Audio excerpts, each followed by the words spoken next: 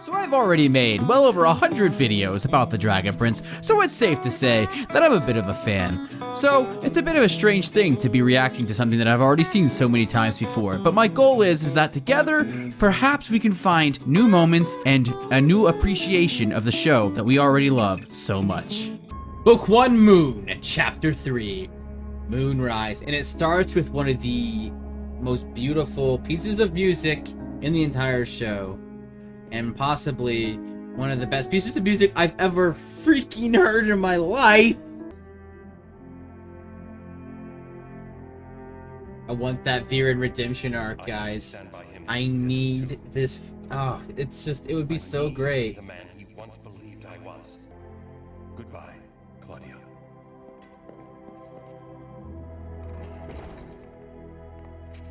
He needs to be the man that Harrow believed him to be. And there's still time. He can still be the good guy, you know? Don't play dumb.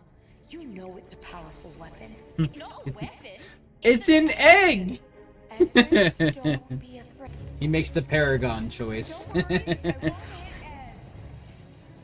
I won't hit Maybe don't blast freaking lightning at my brother? I'm a mage. Nobody likes a loud mage. Sorry. It's a great line. Mage. Alum is a magine. Hey, right? That makes sense, since we go way back. Like that one time, 10 minutes ago, when you chased me through the castle trying to stab me? Haha, good times. That like frowny face he makes there, that would make a great profile pic. But you are also my friend. I'm pretty sure this is the scene where my my namesake Vero came from. I do not welcome you as my king. I think of you as my brother. I see the problem now. It's that you believe you are special. Better than everyone else. Not that I'm opposed to like Laws of this kingdom. some like, you know, dad love, but I just feel like the romantic aspect of the relationship is just not there. Not even in like subtext. No, Your Highness. In fact, let's try yes, Your Highness, for a change. Oh, are you sure you wouldn't prefer your royal highness? Your esteemed, inimitable majesty, perhaps? I have tolerated your arrogance for too long, maybe even encouraged it. But if today is my last day as king, you will know your place. And where exactly is that place? Right here. On your knees. Oh. And then Dark Viren was born. Humans are liars. This is a trick and a trap. You're a fool, Rayla. She's not a fool.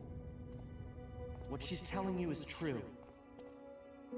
You've made a terrible mistake. Ez? Show him.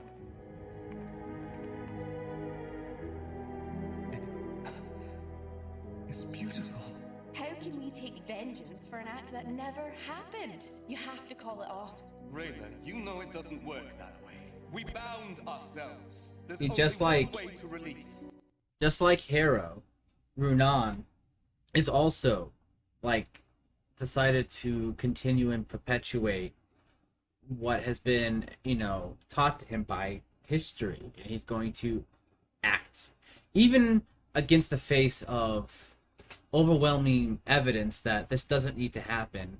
He still chooses to go through and kill the king simply because he was ordered to, and this is just the way that an assassin lives.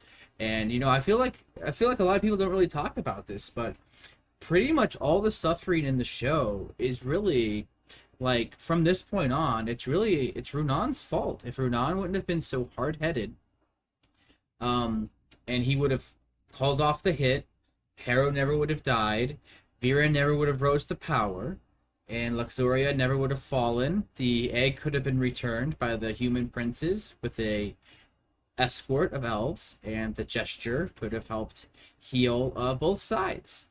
So, you know, I'm not hating on Runaan or nothing, because I love Runaan. I'm just saying, you know, it's kind of, you know, it's kind of on him. From this point onwards. Not everything in the show, but like from here on, it's pretty much, it's kind of all his fault. If you're enjoying the video so far, why not click that like button? I make videos about animated shows every single week, so if that sounds like something you'd like to keep up with, then consider clicking the subscribe button so you'll never miss a video.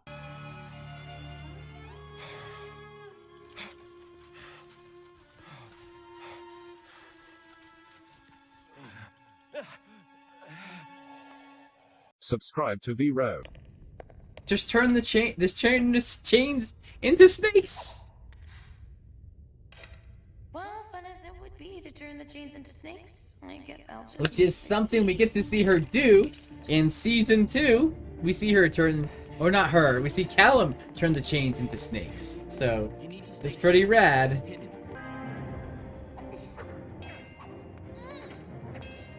People ask me sometimes why I don't really consider the Dragon Prince to be an action show. And I've clarified before that it's not that I think that there's no action in the show, because clearly there is.